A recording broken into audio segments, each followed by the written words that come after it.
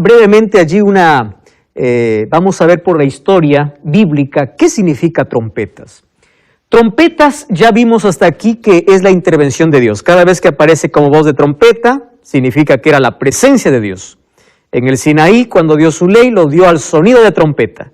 Apocalipsis capítulo 1, cuando dice, me habló, su voz era como de trompeta. Trompeta es alguna manifestación de Dios, una presencia de Dios. Ahora es interesante que entramos a la tercera cadena histórica, de 7, ¿verdad? Primero fueron 7 iglesias. Las 7 iglesias habla lo que ocurre dentro de la iglesia, de manera interna. Los 7 sellos, aquello que ocurre en relación con la sociedad, de manera externa. Y las 7 trompetas, vamos a ver aquí guerra, conflictos o juicios de Dios a lo largo de la historia. Entonces, vamos a ver cómo esto se relaciona con nuestro tiempo, con nuestros días, y vamos a tomar la base al pueblo de Israel. Si Apocalipsis fue escrito en base al Antiguo Testamento, entonces tenemos que ver qué significa trompetas. De paso, el pueblo de Israel estaba estrechamente conectado al toque de trompetas. Por ejemplo, en Jueces 3:27 encontramos que las trompetas servirían para llamar a la batalla, para coronar un rey o para advertir algún peligro cercano. Cada vez que había estas situaciones, se tocaba trompeta. Cuando ellos hacían liturgia allí en el templo, cuando ellos tenían una celebración o cuando querían reunir al pueblo para adorar, lo hacían al sonido de las trompetas. Las trompetas entonces tenían el sinónimo o tenían la potestad de poder reunir o de llamar a las personas.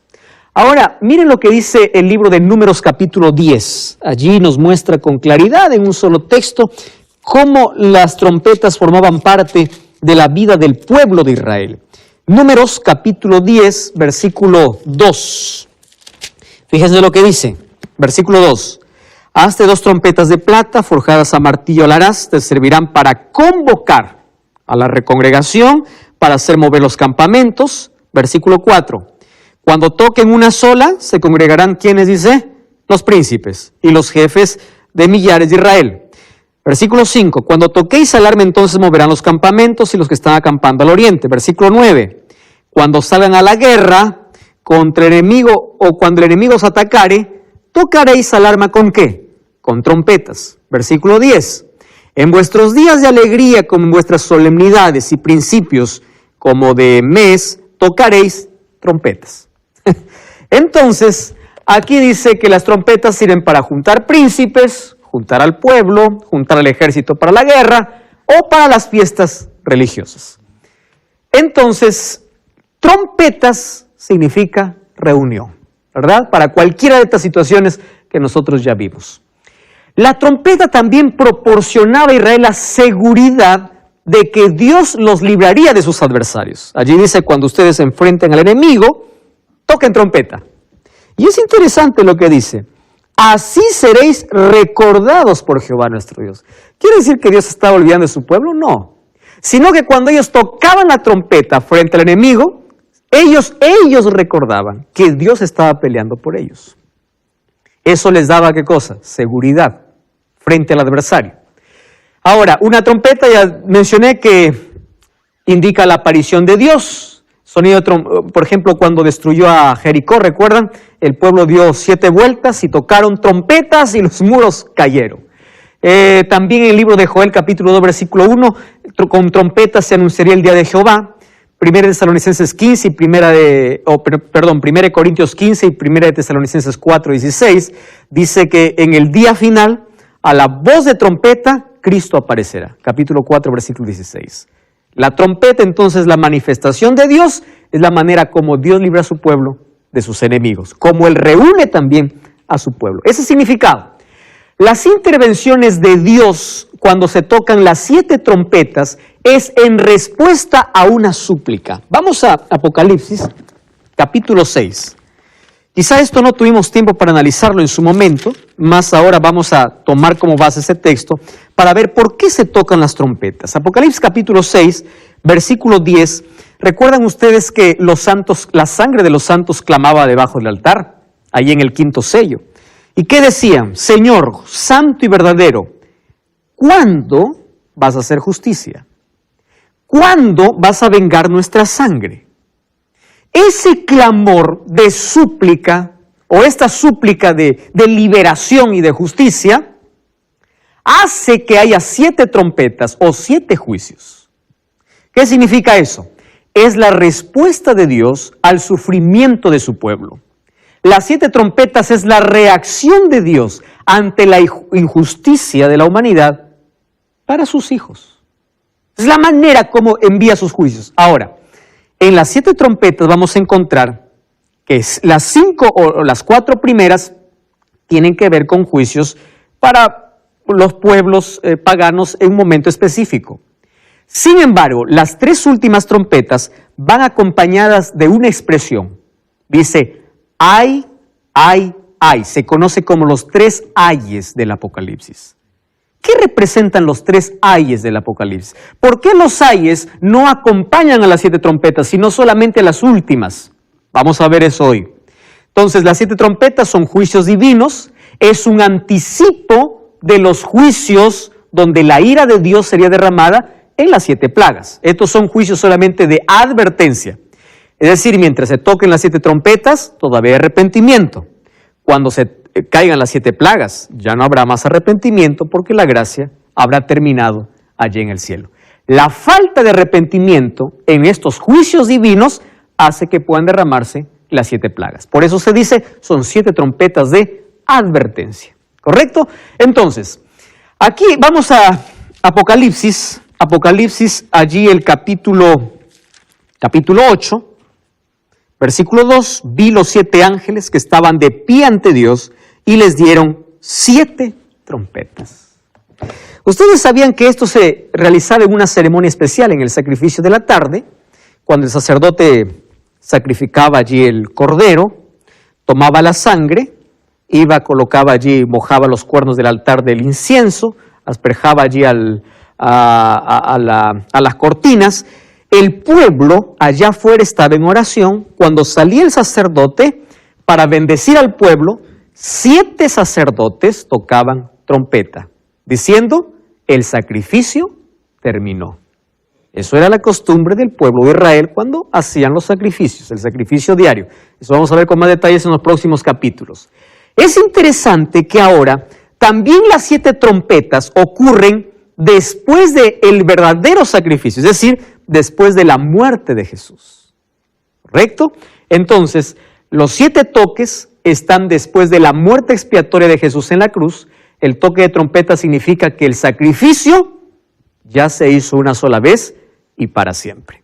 Acabaron el sistema de sacrificios ahí en la cruz. Existe un paralelismo entre los 7 sellos y las 7 trompetas. Esto es interesante. ¿Por qué un paralelismo? Si ustedes se dieron cuenta, cuando nosotros hablamos de los 7 sellos, del capítulo 6, para encontrar el 7º sello, nos pasamos al capítulo 8 y dejamos el capítulo 7. ¿Por qué?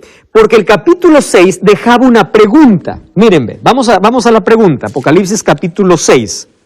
Versículo 17, dice así, porque el gran día de la ira de su juicio ha llegado, ¿y quién puede sostenerse en pie? ¿En qué sello está? En el 6º. Ahora, para responder ¿quién puede sostenerse en pie? Se escribe el capítulo 7. ¿Y quiénes son los que sostienen en pie? Los 144,000. Ahora, cuando habla acerca de las 7 trompetas, también allí tiene un interludio. ¿Por qué? Porque de la 6ª trompeta a la 7ª va a haber otra interrupción, que es el capítulo 10, que tiene que ver con el pueblo de Dios, la tarea de la iglesia, justo en el toque de la 6ª y la 7ª trompeta. Ustedes saben que todas las trompetas, los sellos y las iglesias, ¿dónde terminan? En el regreso de Jesús. Entonces, de las 7 trompetas hasta las 6 se toca, ahí una vez hace más una pausa para ver qué hace el pueblo de Dios en ese periodo hasta que llegue la 7ª trompeta. Muy bien, entonces, vamos ahí a Apocalipsis capítulo 8, dice que el versículo 3 dice, un ángel vino, se paró ante el altar con un incenciario de oro, y se le dio mucho incienso para añadirlo a las oraciones de los santos sobre el altar de oro que estaba delante del trono. Wow, qué impresionante. ¿A qué representaba ese incensario? A las oraciones de los justos, al clamor de los justos. Ahora, fíjense lo que dice el versículo 5. El ángel tomó el incensario, lo llenó de fuego del altar y lo arrojó a la tierra. Y hubo truenos, voces, relámpagos y un terremoto. Una vez más, truenos, voces, relámpagos y terremoto es el símbolo de que hay un juicio divino acercándose. Ahora, cuando dice que arrojó a la tierra, eso significa que hay un juicio en acción. Tomó el fuego y lo arrojó a la tierra. Y es en ese contexto que empiezan a derramarse, o a tocarse, las 7 trompetas. Vamos a ver de qué trata la primera trompeta. Apocalipsis capítulo 8, versículo 7. Nancy, ¿puede leer? Apocalipsis 8, 7. ¿Qué dice allí? El primer ángel tocó la trompeta, y hubo granizo y fuego, mezclados con sangre, que fueron lanzados sobre la tierra. Y la tercera parte de los árboles se quemó, y se quemó toda la hierba verde. Wow. Gracias Nancy. Acá hay muchos símbolos, ¿verdad? Granizo y fuego. Vamos a ver. ¿Recuerdan ustedes que esto ya sucedió en una de las plagas para el pueblo de Egipto? Egipto recibió 10 plagas. Una de esas plagas, ¿qué cosa fue? Granizo. ¿Correcto? Ahora se emplea granizo con fuego. Símbolo ¿de qué cosa? De un juicio divino. El juicio de Dios aquí vendría sobre las naciones que están en oposición a Dios y su pueblo. Hay una parte interesante, Nancy, que leíste, dice, se quemó la tercera parte. Cada vez que encontramos tercera parte, está hablando de casi la totalidad, casi. Pero escuchen, esto es lo interesante. Tercera parte está relacionado con los impíos. ¿Por qué? Cuando en Apocalipsis capítulo 12 dice que el diablo arrastró del cielo, ¿cuánto dice? La tercera parte. Cada vez que encuentren la tercera parte, hay una relación con ¿quiénes? Con aquellos que fueron seducidos por Satanás o con aquellos que se rebelan contra Dios. Entonces, esta plaga, ¿a quién afecta? A la tercera parte de los árboles. ¡Wow! Acá hay un símbolo más. ¿Qué representa? ¿Qué simboliza árboles? Vamos a Lucas capítulo 23, versículo 31. Miren, es interesante. Lucas capítulo 23, versículo 31. Lucas 23, 31. Dice así. Presten atención. Allí dice, el versículo 31, porque si con el árbol verde hacen estas cosas, ¿qué harán con este árbol, con el árbol seco? ¿Quién está hablando aquí? Jesús. Recuerda mientras estaba yendo allí a ser crucificado. ¿Quién se consideraba árbol? Cristo. ¿Pero a quién consideraba árboles? Al pueblo. Al pueblo judío, ¿verdad? Dice, si con el árbol verde, que soy yo, hacen esto, ¿qué se espera de los árboles secos? Los árboles en la Biblia están siempre simbolizando al pueblo de Dios. Entonces dice que quemó, este juicio vino ¿contra quién? Contra su propio pueblo, que desobedeció y se rebeló contra él. Es decir, el juicio de granizo y fuego vino contra aquellos que rechazaron, crucificaron a Jesús y aquellos que se opusieron al Evangelio. Recuerdan que los judíos echaron a los cristianos de las sinagogas. Todos ellos recibieron el primer juicio. Es decir, el juicio tenía que comenzar con su pueblo, con aquellos que le rechazaron, aquellos que no aceptaron a Cristo y se opusieron al Evangelio. Y esa primera trompeta está relacionada con la destrucción de Jerusalén. Jesús ya profetizó eso en el libro de Mateo capítulo 24, cuando dijeron, ¿ves todo este templo? Y dice, tranquilo, esto no va a quedar piedra sobre piedra, todo va a ser allí destruido. Entonces, la primera trompeta tiene que ver aquí con la destrucción o con el juicio de Dios para la nación judía, aquellos que le crucificaron, que le rechazaron y se opusieron al Evangelio. ¿Correcto? Cuando habla acerca de árboles, está hablando del pueblo, de su propio pueblo. Viene entonces la segunda trompeta. Aquí hay mucha figura Entonces, no nos va a dar tiempo quizá para analizar cada imagen que presenta. Vamos a Apocalipsis capítulo 8, versículo 8 y versículo 9. 8 y 9. Karina, ¿estás lista? Vamos a leer el versículo 8 y 9. ¿Qué cosa dice allí? El segundo ángel tocó la trompeta y como una gran montaña ardiendo en fuego fue precipitada en el mar, y la tercera parte del mar se convirtió en sangre. Y murió la tercera parte de los seres vivientes que estaban en el mar, y la tercera parte de las naves fue destruida. Wow. Otra vez se repite, ¿qué cosa? Tercera. Solo que aquí cambia de figura. Ya no es granizo y fuego, sino, ¿qué cosa dice? Un gran monte ardiendo. Entonces tenemos que ver qué significa monte ardiendo que fue precipitado en el mar y la tercera parte del mar se convirtió en sangre. Si nosotros vemos que monte en la Biblia significa reino o imperio. Vamos a la Biblia, que la Biblia nos conteste, ¿está bien? Vamos a Apocalipsis 18.1. Miren, Apocalipsis capítulo 18. Hay otros textos ahí, solamente vamos a tocar, versículo 21. Apocalipsis 18.21. Dice así: un ángel poderoso tomó una piedra, como gran piedra de molino, y la arrojó al mar diciendo: con el mismo ímpetu será derribada Babilonia, la gran ciudad, y nunca más será encontrada. ¿De qué está hablando? ¿De la Babilonia literal o espiritual? La Babilonia geográfica ya desapareció, fue destruida, ¿verdad? Por los medos y los persas. Aquí está hablando de una Babilonia espiritual. Dice que ella será arrojada ¿dónde?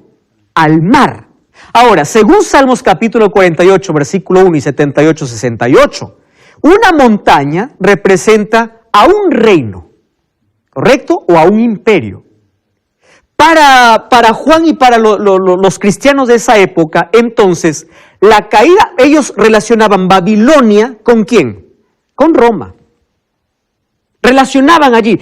Babilonia llegó para ellos ser el imperio romano por su hostilidad hacia Cristo y a su pueblo y por la persecución a su iglesia. Entonces el juicio sería para esta gran montaña, es decir, para este imperio. Ya no es para el pueblo judío, ahora es para ¿quién? Para los romanos. Entonces, fuego significa la capacidad de poder y de destruir, según Isaías 10, 16 y 17.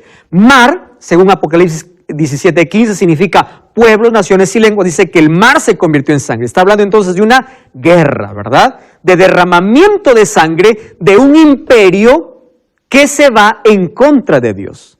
¿De qué imperio está hablando? ¿Cuál fue el primer imperio? No el primero. Hubieron otros imperios que oprimieron al pueblo de Dios desde Egipto, comenzando por Egipto. Pero en los días de Juan había un imperio perseguidor, y era el imperio romano, al cual ellos lo decían Babilonia, la Babilonia de su tiempo. Miren lo que dice aquí Edwin Thiel. Él escribe la manera como vinieron a destruir este imperio romano. Dice, como llamas de fuego, tocando prácticamente algunas expresiones que están allí en esta segunda trompeta. Vino Genserico el vándalo, Alarico el godo, Atila el huno, dejando a su estela escenas de ruina, desolación, carnicería y sangre, irresistibles y destructores como una montaña en llamas. Los bárbaros cayeron sobre los pueblos de Roma hasta que todo el imperio quedó envuelto en una catástrofe grandiosa e irrecuperable. Roma imperial había desaparecido. Desde el año 352 que llegaron hasta el año 476, donde Rómulo Augusto entrega su corona a Odoacro, el rey bárbaro, y dijo, hasta aquí se acabó el imperio. Se acabó Roma imperial. Entonces, estas tribus bárbaras llegaron como llamas de fuego y prendieron aquella montaña en llamas. ¿De qué está hablando? De la destrucción de Roma imperial en el año 476. Allí viene entonces otro juicio. Cuando dice arrojado el mar o la montaña ardiente se hundió al mar, mar es símbolo de pueblos y naves es símbolo de orgullo y de autosuficiencia. Entonces la caída del imperio romano y la devastación de su orden social y económico representa esta segunda trompeta. La primera, ¿sobre quién cayó? Sobre los judíos. La segunda, ¿sobre qué? Sobre el imperio romano. ¿Por qué? Porque recuerden que estos dos poderes se aliaron y se opusieron contra Dios. Y recuerden que judíos y romanos crucificaron a Cristo. Entonces, aquí las dos primeras trompetas, por las referencias que menciona, está diciendo los juicios de Dios sobre los judíos y sobre los romanos. Ahora viene la tercera trompeta y cada vez tiene mayores símbolos. Miren, vamos a Apocalipsis capítulo 8, versículo 10 hasta el versículo 11. Apocalipsis capítulo 8, versículo 10. ¿Estás listo, Felipe? 8, 10 y 11. Dice así. El tercer ángel tocó la trompeta y cayó del cielo una gran estrella, ardiendo como una antorcha. Y cayó sobre la tercera parte de los ríos y sobre las fuentes de las aguas. Y el nombre de la estrella es Ajenjo. Y la tercera parte de las aguas se convirtió en ajenjo. Y muchos hombres murieron a causa de esas aguas porque se hicieron amargas. Interesante, ¿eh? Acá hay más símbolos, ¿verdad? Y acá tenemos mucho. Primero, lo que llama la atención es cuando el ángel tocó la trompeta, dice, cayó del cielo una gran estrella. ¿Recuerdan ustedes que representaba estrellas desde el capítulo 1? Estrella representaba ángeles o mensajeros, ¿verdad? Ángeles. Cuando dice de una gran estrella, ¿a quién está haciendo referencia? Vamos a Isaías capítulo 14, versículo 12. Isaías, Antiguo Testamento, capítulo 14, versículo 12, porque este dice, no es una estrella, este es una gran estrella. Isaías, capítulo 14, versículo 12. ¿Tienes allí, Pablo, el texto? ¿Puedes leer, por favor?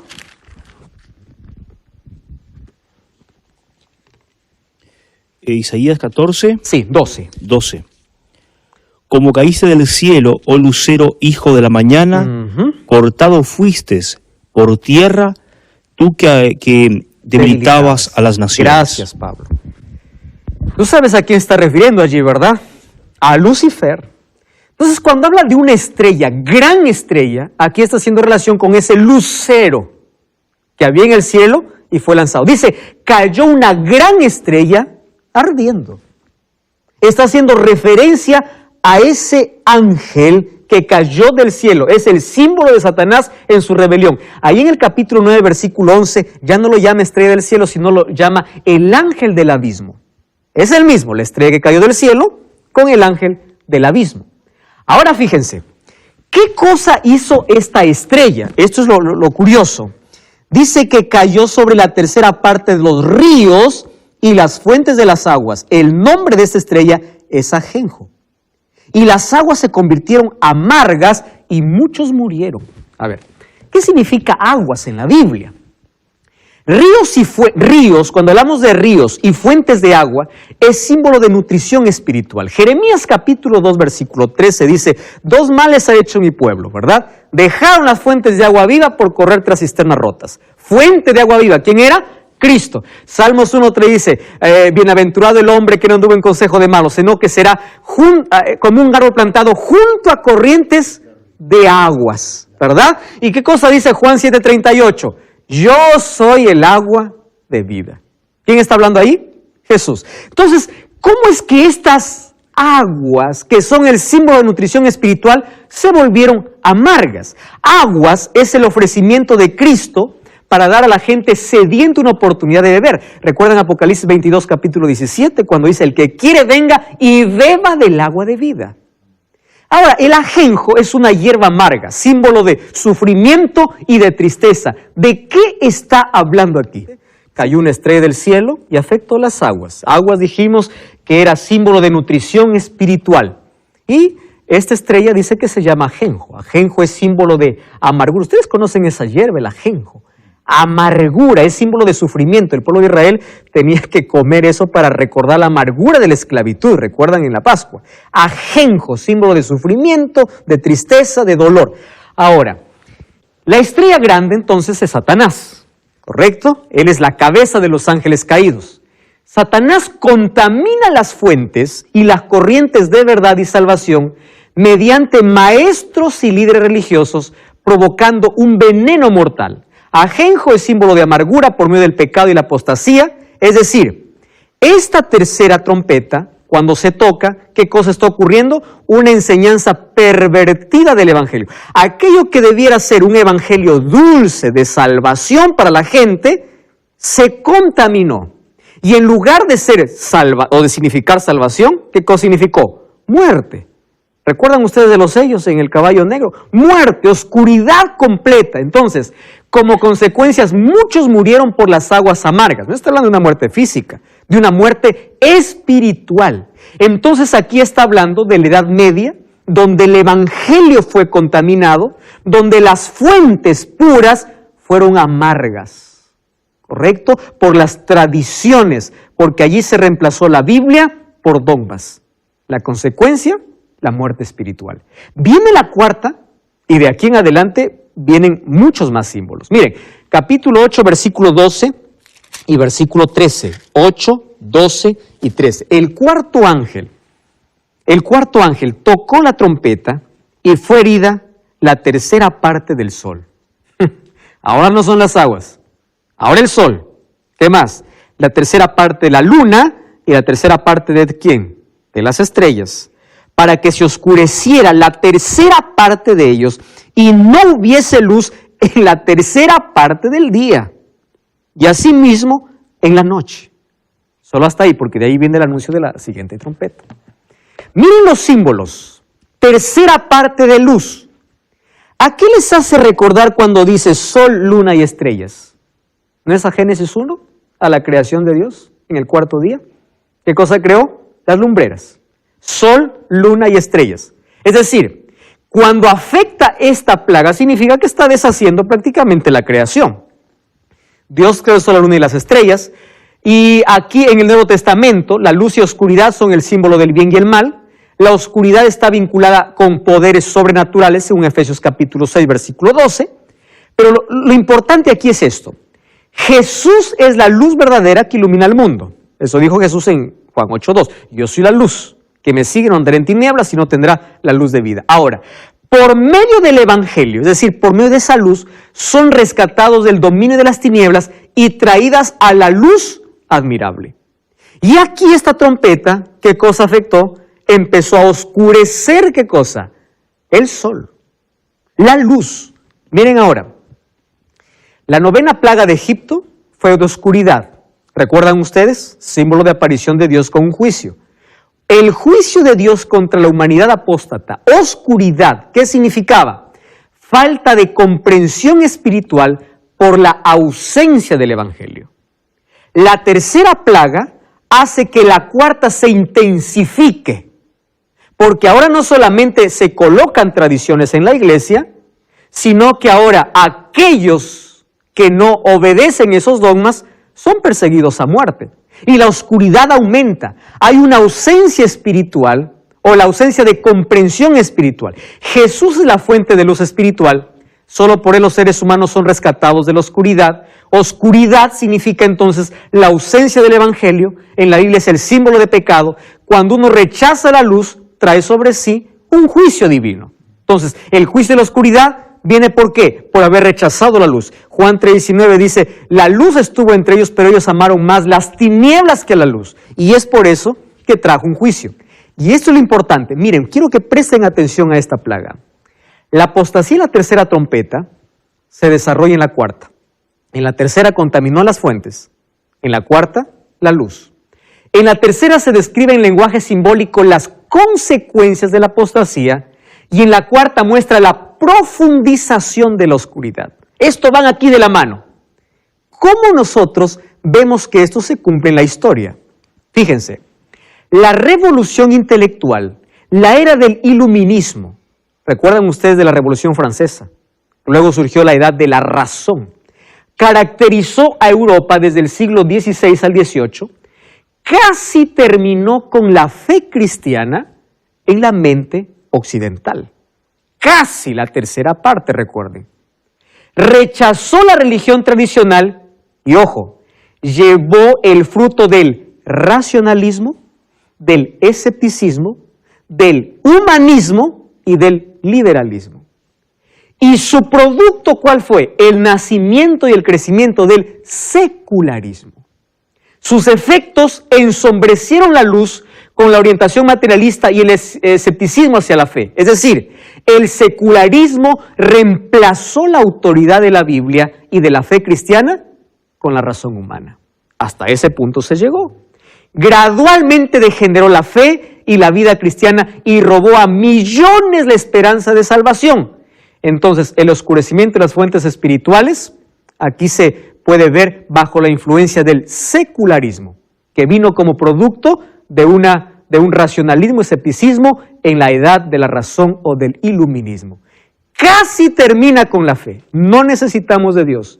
Recuerdan que Francia se declaró atea por Asamblea Nacional. Vamos a ver en el próximo capítulo eso. Y de allí viene otra plaga en el versículo 13, solo que antes que venga la plaga hay un ángel que vuela. Miren, versículo 13. Miré y oí un ángel que volaba en medio del cielo y decía a gran voz: ay, ay, ay a los que habitan en la tierra a causa de los otros toques de trompeta que están a punto de tocar los ángeles.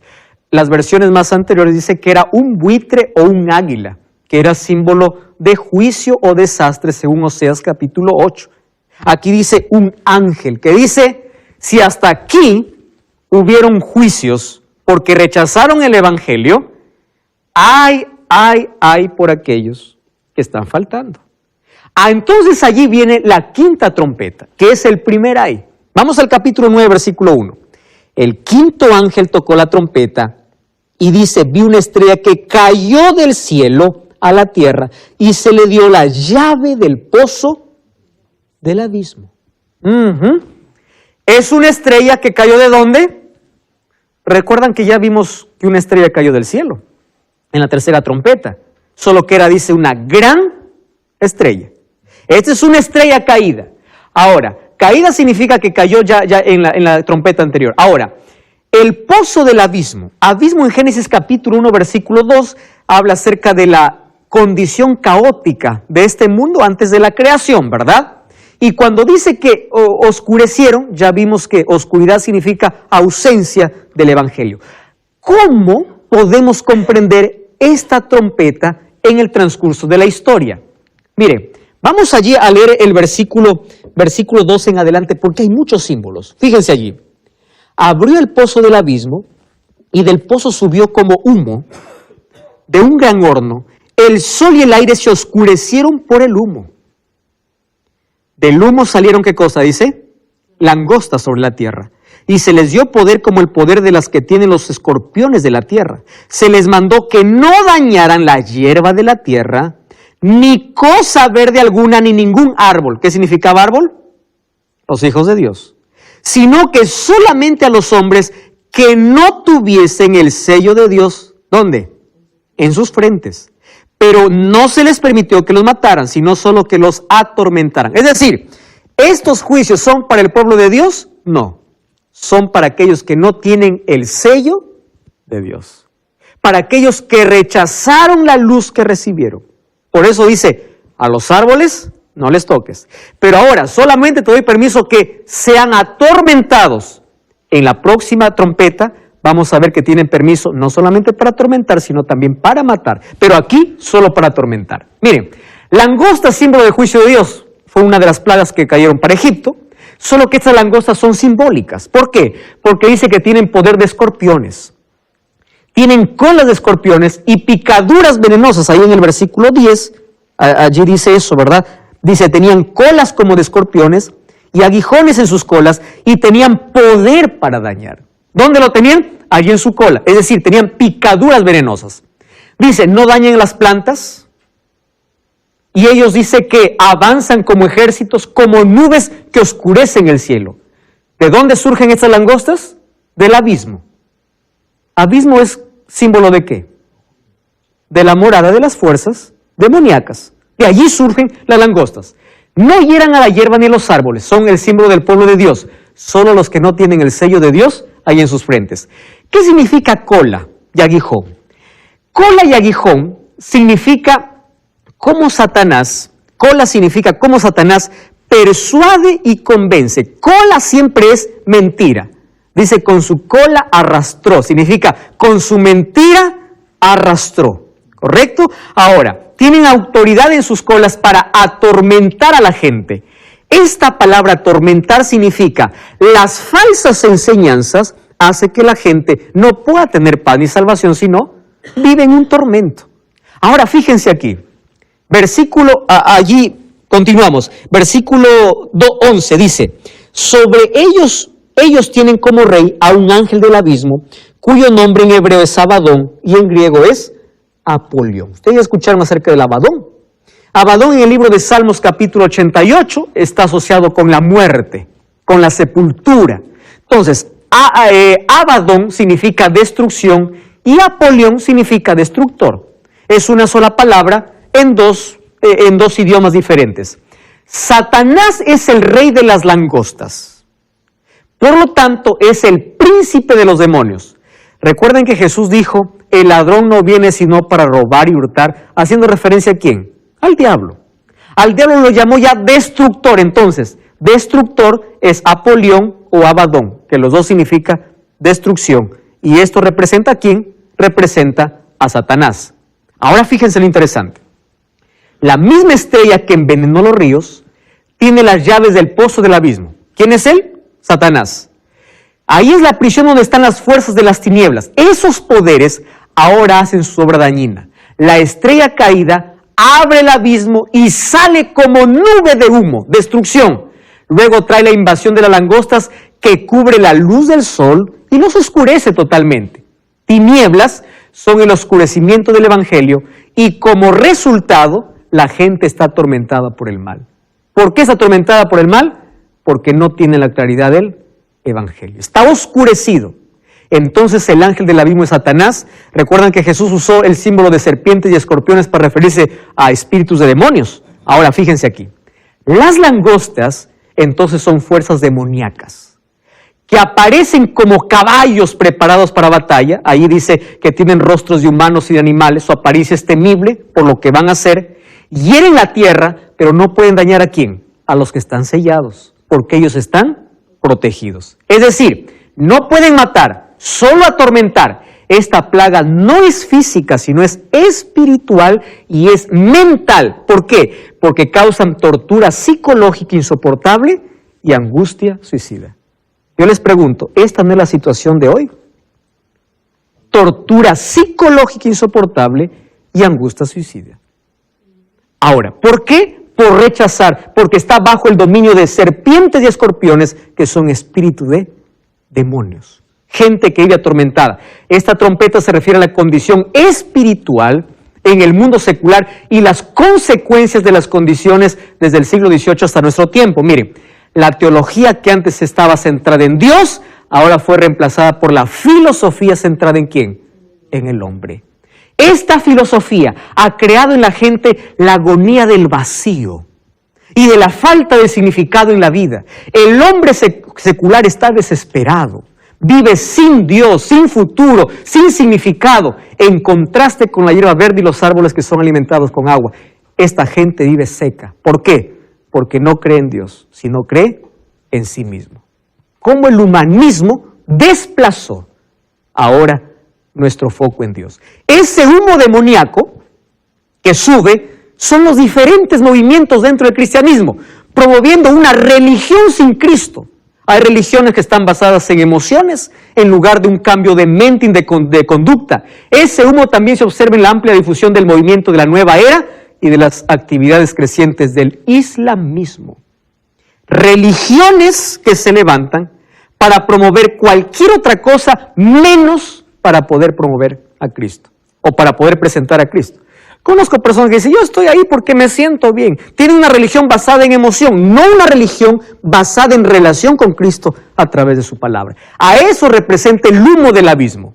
No es oscuridad, el humo solamente hace cubrir parte de la luz del sol. Uno cree que está bien en una religión, sin embargo, cuando es solamente emoción sin Cristo, está siendo partícipe de ese humo demoníaco. Y ahora viene, esto también representado con el origen del Islam, incluso los 5 meses proféticos fueron relacionados allí con su nacimiento. Viene la sexta trompeta y el segundo ay. Miren, capítulo 9, versículo 13. El sexto ángel tocó la trompeta y oí una voz entre los 4 cuernos del altar que estaba delante de Dios. Decía, desata los 4 ángeles que están atados junto al río Éufrates. Y fueron desatados los 4 ángeles que estaban preparados para la hora, día, mes y año, a fin de matar. En la anterior, ¿qué cosa era? Atormentar. Ahora, ¿qué cosa es? Matar. Y el número de los ejércitos de los jinetes era de 200 millones. Y hay otros símbolos. Este ángel está junto al altar de incienso. Dice que está allí junto al río Éufrates. El río Éufrates era el límite que separaba al pueblo de Dios de sus enemigos. 4 ángeles. En Apocalipsis capítulo 7, ¿qué cosa dice? Que habían 4 ángeles que no soltaban los 4 vientos. Ahora, aquí dice, suelta los 4 vientos. ¿Por qué? Porque ahora van a morir. Van a matar 1/3 de la humanidad. ¿Correcto? Ahora, fíjense. Jinetes. Porque ahí habla acerca de jinetes, son lo mismo que las langostas demoníacas de la trompeta anterior, solo que en diferentes circunstancias. La apariencia de las langostas era como de caballos preparados para la guerra, por eso es que aquí aparece como jinetes en la siguiente trompeta. Las langostas, ¿de dónde salieron? Salieron del abismo. Y ahora los jinetes vinieron ¿de dónde? Del río Éufrates, es decir, la frontera simbólica entre Dios y sus enemigos. Ambos tienen corazas. El poder de ambos está en sus colas. Quiere decir que son los mismos poderes demoníacos. Las langostas tenían dientes de león y la cabeza de los caballos se parecen al león. Son el mismo poder. La actividad de los jinetes de la sexta trompeta es una intensificación de la actividad destructora demoníaca como juicios divinos que comenzaron con las langostas. Es decir, ahora no tienen poder solo para atormentar, sino también para matar, para poder destruir. De sus bocas, dice, sale humo y azufre que mata a la gente. Recuerden ustedes que de la boca de Cristo sale una espada aguda de 2 filos y también mata a sus enemigos. La boca es el símbolo o es el arma simbólica de Satanás en sus actividades contra el pueblo de Dios. En Apocalipsis, por ejemplo, encontramos que de la boca del dragón salió agua. ¿Qué más encontramos? Que a la bestia del capítulo 13 se le dio boca para hablar grandes cosas. Juan vio salir de la boca del dragón 3 espíritus inmundos. ¿De qué está hablando? De que la guerra en este momento no es militar, sino es espiritual. No es físico, sino es de palabra, es verbal. Las fuerzas demoníacas reciben ahora libertad para ejercer sus actividades. Cuando dice suelta los 4 ángeles, todas estas fuerzas, o los cuatro ángeles, todas estas fuerzas están bajo el control de Dios. Ellos no tienen libertad para actuar hasta que Dios les permita. Primero se les permite atormentar, ahora también matar. Y fíjense aquí, viene el tiempo cuando Dios quitará toda limitación. Cuando las fuerzas demoníacas ejerzan su actividad como nunca antes. Eso significa que estamos viviendo en la etapa final de la historia. Porque a ese punto llegamos. Cuando dice 200 millones significa que es una multitud incontable. Ambos grupos están preparados para la batalla final. Eso se conoce como la batalla del Armagedón, que veremos en los próximos capítulos. Estos usan colas para poder engañar a la gente.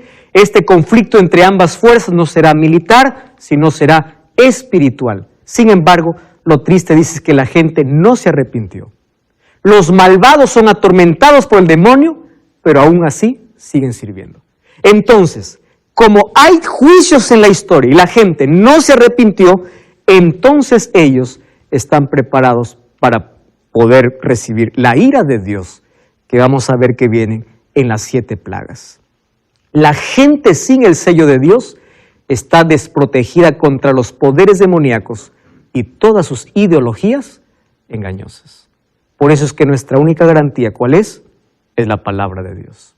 Es el Espíritu Santo. Es buscar